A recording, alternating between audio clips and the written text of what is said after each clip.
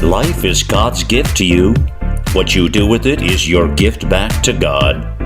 Well, in a world where challenges are plentiful, it's easy for us to feel discouraged.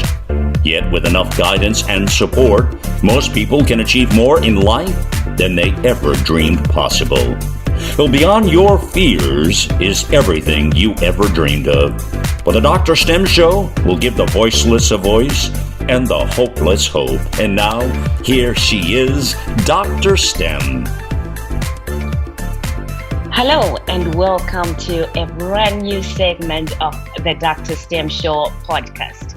This one, as I was just discussing with my guests prior to us starting, we are calling this segment Courage to Change. And I would not have been any happier starting this segment with my guest, Erik Seversen. I hope I said it right, but you have to correct me.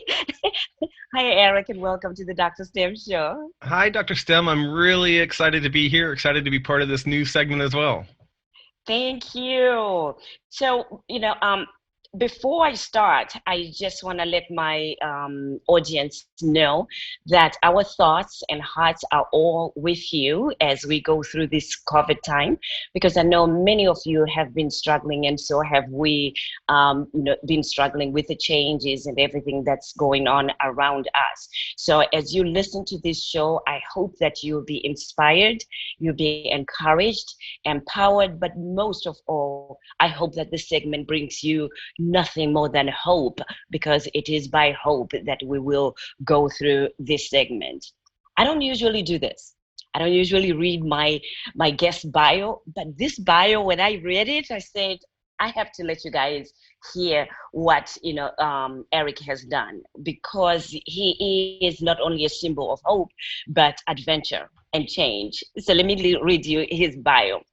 Erik Seversen has lived an extraordinary life, from hitchhiking from London to Central Africa, to living with a remote Indian tribe in the Amazon, to building and selling businesses. Erik has forged a path filled with extreme adventure and extreme success. He's traveled to over 80 countries, all 50 states in the United States, had speaking engagements on 6 continents, and he's climbed the highest mountain of 13 countries and 10 states. I can't wait to hear about this one. He's probably been to Zimbabwe. Erik's current passion is showing people how to discover a great sense of meaning by adding belonging, purpose, and storytelling into their lives and businesses. His first book, Ordinary to Extraordinary, instantly became a #1 bestseller on Amazon, with the message that anyone can choose to be extraordinary. His second book is soon to be released in May 2020, and he's also working on a major co-authored book titled The Successful Mind: Tools to Living a Purposeful, Productive, and Happy Life. I can't even go further without letting you know that guess who's going to be a co-author on The Successful Mind? I will be one of the co-authors, so I can't wait for you guys to read it. I already have and know what I'm going to write about. We're going to be talking about confidence. This project is bringing together specific ideas from numerous experts on success, with a wide range of knowledge from different fields. Erik has also studied at UCLA as an undergrad and received his master's degree from the University of Virginia, and he now lives with his family in Los Angeles, California. That's a whole mouthful, Erik. That sure is. You got a big string of my life all in one breath almost, Dr. Stem. And I'm going to jump right into saying I'm so excited to be working on this co-authored book project with you. I think it's going to be so fun for you to share your tool of success. I'm going to share one tool of success, and these hopefully people will get a wide range of different things they can use to go towards success. So I'm so excited to be working on this book with you. Thank you. Before we started the show, I think we talked a little bit about, your family, and you were talking about your two boys. Yeah. Just one thing about each boy, what strength that you see in each one of your sons would be awesome, because I want them to watch this and know that there's something in it for them as well. That is great. I'm going to say for one of them, it's confidence, and for the other one, it's caring. So what are their names? And Jack is the oldest one, and he's 15 right now. And Jack has this ability to care for people in a really unique and positive way. And then my younger one, I think, having to compete with somebody who's a few years older, they're 18 months apart.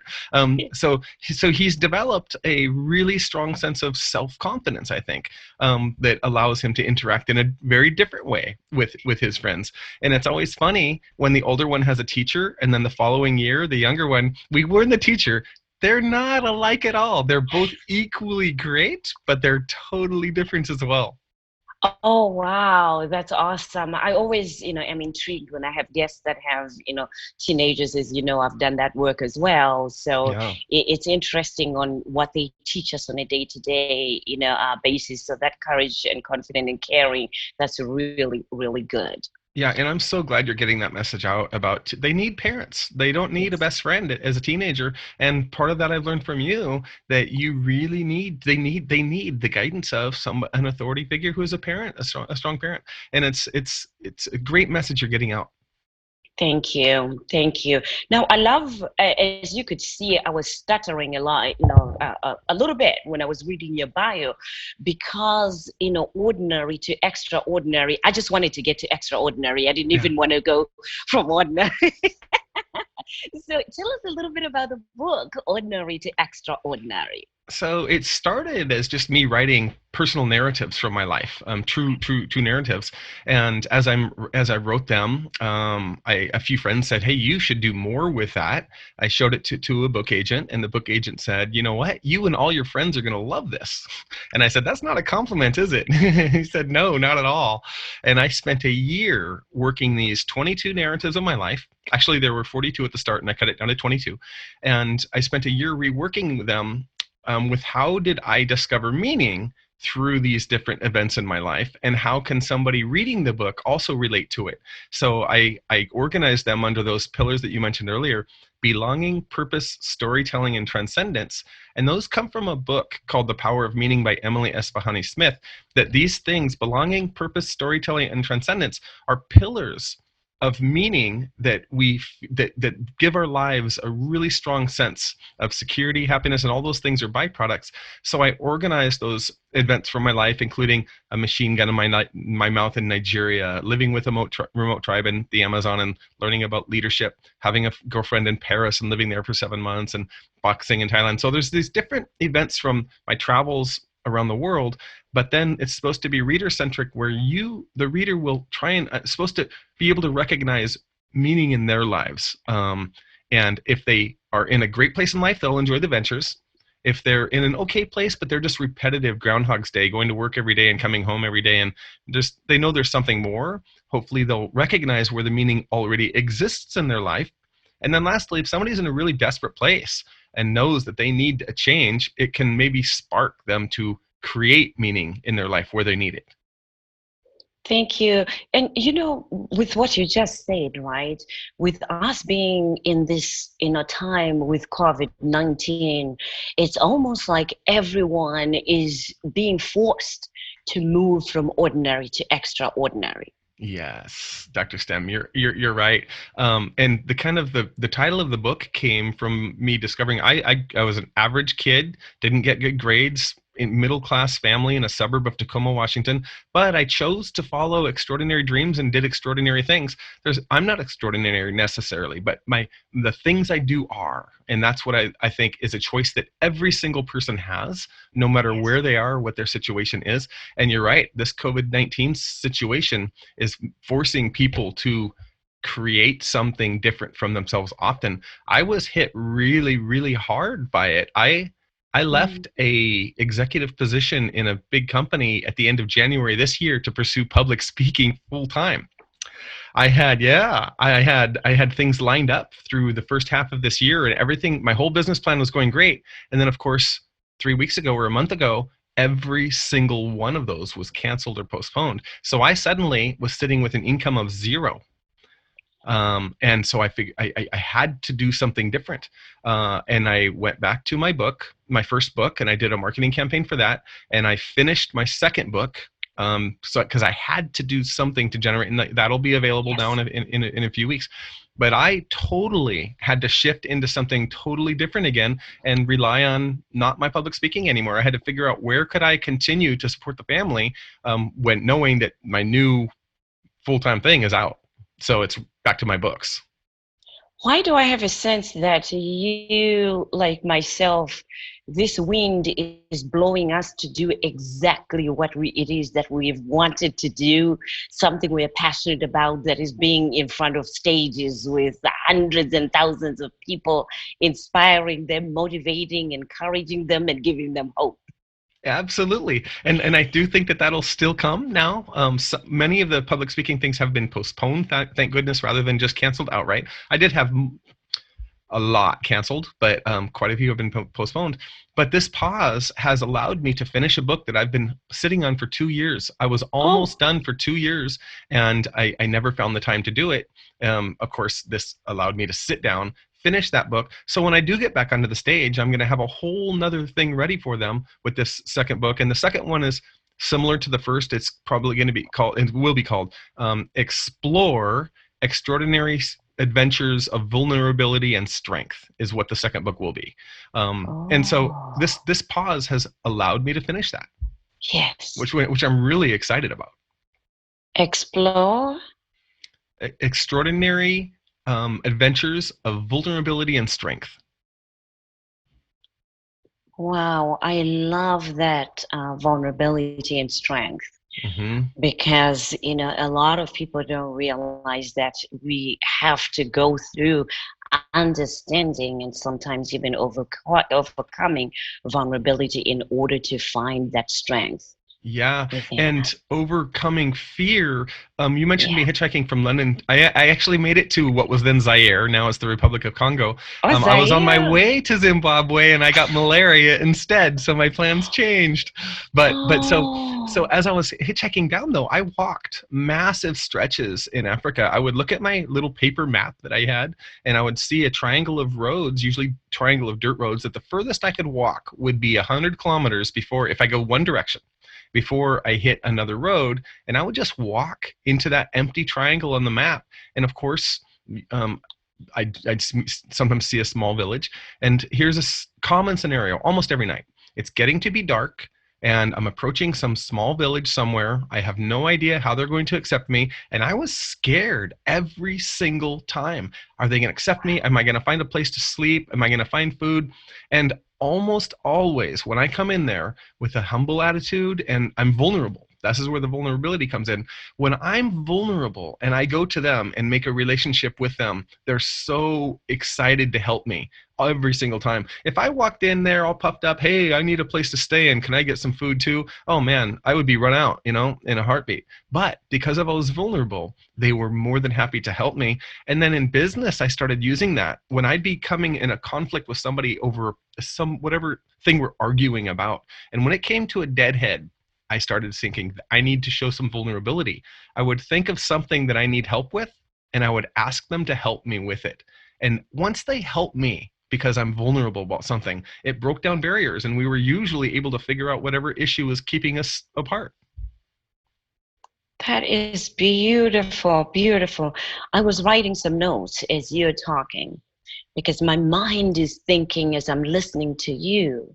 Again, during COVID-19, we are forced to come to a place where we are vulnerable, in a sense where we have to be real and come back to the drawing table and learn about who we are as a person, and learn about how important it is to even get a hug. I'm a hugger. I'm from Zimbabwe. So I'm a hugger, and I cannot even fathom not being able to meet people and say and give them a hug, warm hug, to say hello. But it has forced forced us to come to that point where we're going to have to come there. But for now, it's going to be very difficult to interact with people. And you're saying it right, because even in business, I do seminars and workshops in businesses.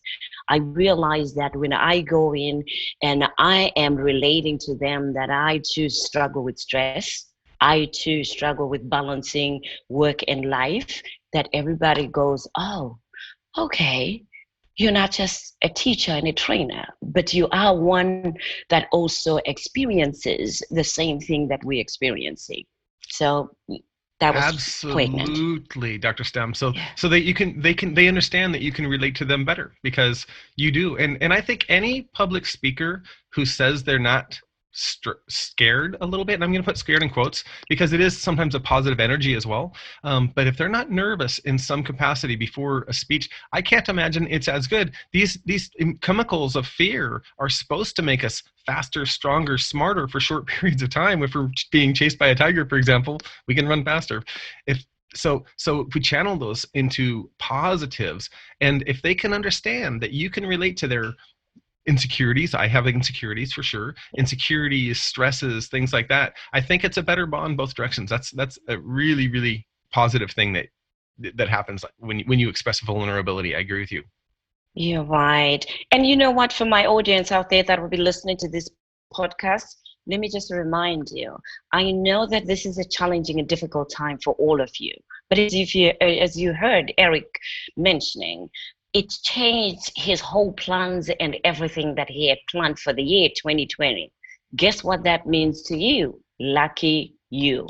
Because now he has time to coach and guide and help those people that need that, coaching. How do I get over my fear? How do I get over the anxiety of speaking or, training? This now means that he's got time that he can actually do one-on-one coaching with people, consulting for your companies, getting ready, because then here's the problem that's going to happen.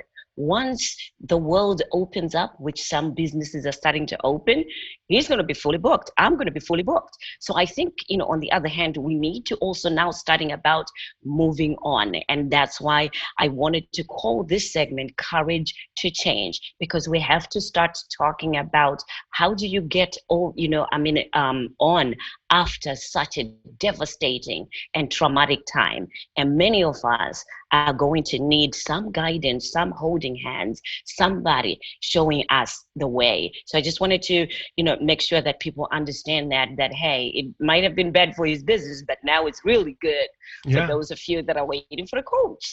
Yeah, exactly, Dr. Stem. And also personally, there have been some changes that I'm going to call positive. I was jogging with my 15-year-old yesterday, and so there's a jogging path near my house that it's a pretty wide path of grass, but then there's a jogging section. And as we're jogging and avoiding people by 20 feet as we kind of zigzag between, everybody's waving to each other to acknowledge, thanks for avoiding, my personal space as we do it. That when we jogged before this coronavirus, we just passed people back and forth, and we never acknowledged any of the joggers we were passing. Wow. Now every single one we wave to. Another thing is I worked from home before this stay-at-home orders and the kids studying. My first few days were actually difficult for me. I was angry that the house was full. I was distracted, and I was really scared. How am I going to get any work done? However, now, Dr. Stem, do you know what it is? I look at it as a WeWork station where I have my room, and then one of my sons is studying in his bedroom, the other one is studying in the dining room, and my wife's doing things in her places of the house. So it's more like a WeWork house, and I'm actually motivated by them doing work in the house as well, and I'm getting more done than I did before they were in the house. Wow, that's a great insight. Thank you for sharing that. And I know we had some questions that we wanted to talk about, but then you know what?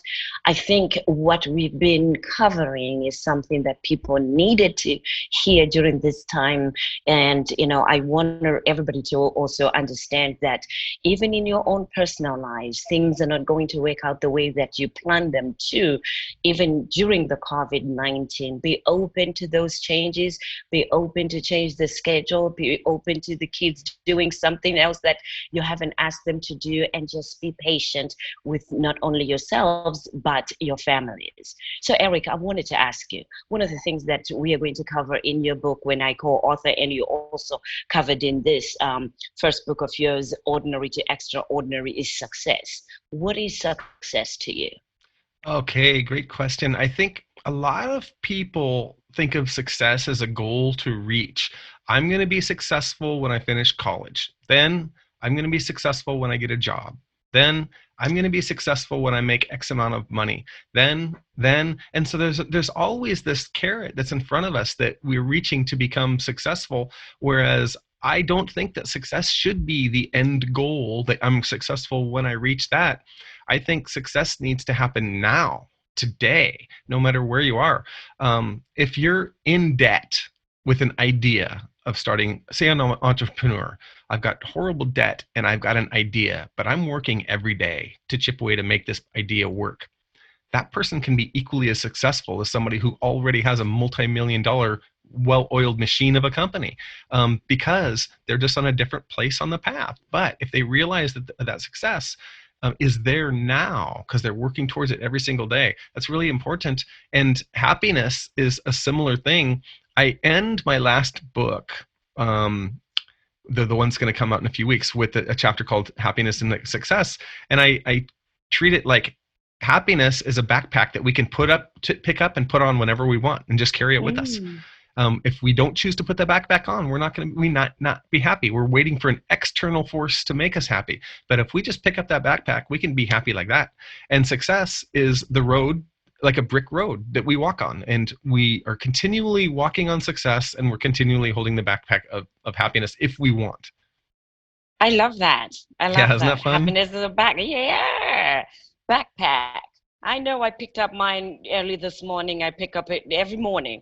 Try to pick it up. I was so happy. So it's 8 a.m. for me, or 8:30, and so when I got on with you, and you were smiling right away, and I asked how your day was, and you said great. That was such a great way. It's a great way to start your day, isn't it? I didn't realize that it's that early for you. Yeah, it's great. It's a perfect time. It's my favorite part of the day, actually. Oh, it is? Okay. Have you gone for the run yet? Oh, yes.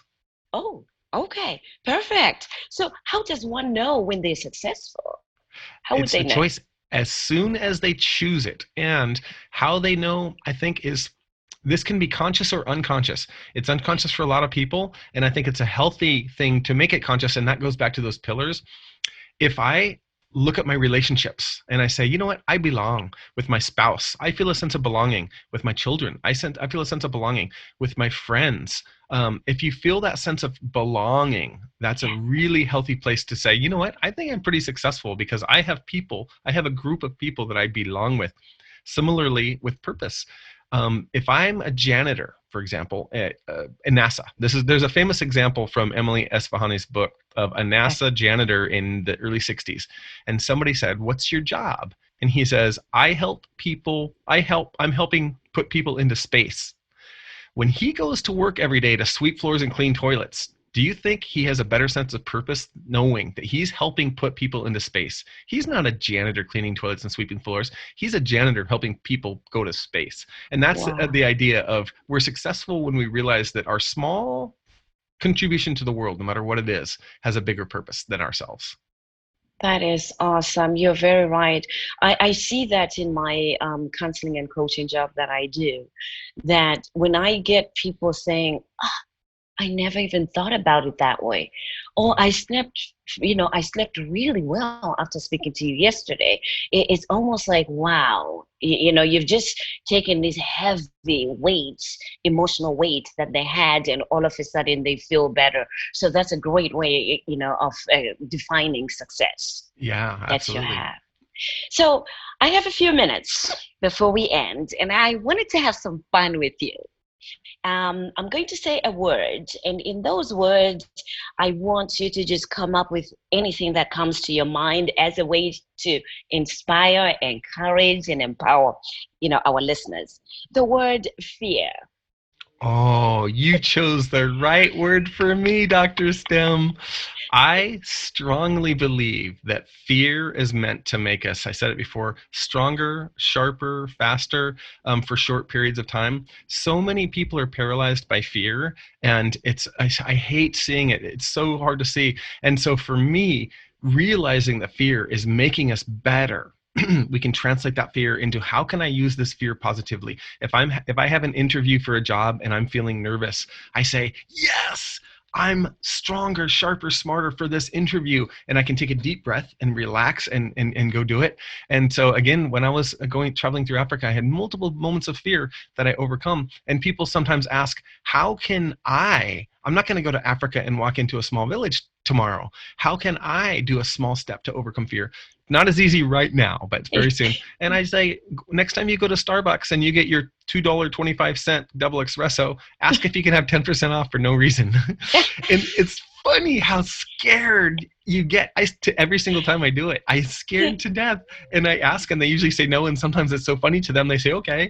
But it's not about getting a discount. It's about that fear of just asking a random question or speaking to somebody for no reason. But so that's it. I think fear is meant to make us stronger, not paralyzed, if we channel it correctly. That's awesome. How can people get in touch with you? So the easiest springboard for all of my stuff is my website, which is ericseversen.com. And I imagine you might have show notes and have it in that. Yeah, so just ericseversen.com. And my email is the same thing, eric@ericseversen.com. That's the easiest springboard, but I'm on LinkedIn. I'm really active on LinkedIn, and I'm on the other channels as well. But yeah, that's it. I will be sharing all those links with everyone. And this second book is available on Amazon on what date again? It's should be 3 weeks from 3 weeks. now. Yeah, so May, mid-May. Okay. So what I'm going to do is I will share all the links right underneath this show so that all of you have access to his website. And I'm sure that he'll be updating all of you on that new book that is coming out in 3 weeks. And again, I wanted to remind all of you that I am very excited on the coming of the Successful Mind Tools to Living a Purposeful, Productive, and Happy Life. And I hope and know that it won't be 2 years, because he's not going to let us wait that long. No way. That should be actually as early as July is optimistic, and latest August. Oh, awesome. Yeah, okay, we're going to go fast on happy. this one. So that's really, really good. I'm excited about that. Any words of encouragement that you might have as we part, Erin? Yeah, I know, as you mentioned before, we're all going through a really tough time, and just kind of take a deep breath, maybe get some time to yourself and think of the positive things that are happening. Whether it's finances that are hard, there's loved ones that are dying, actually. Think of all the positive things that possibly can come from this, because my number one motto is things work out. No matter how bad something seems, there is a positivity somehow, somewhere in it. So I hope we can just recognize that in our sadness. Thank you so much. And again, get his book, Ordinary to Extraordinary. In it, you will find some hope and encouragement. And we are talking about courage to change. As I always say, be encouraged.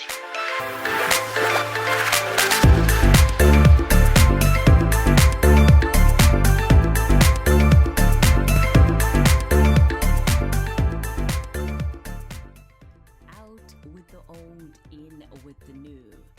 A new year,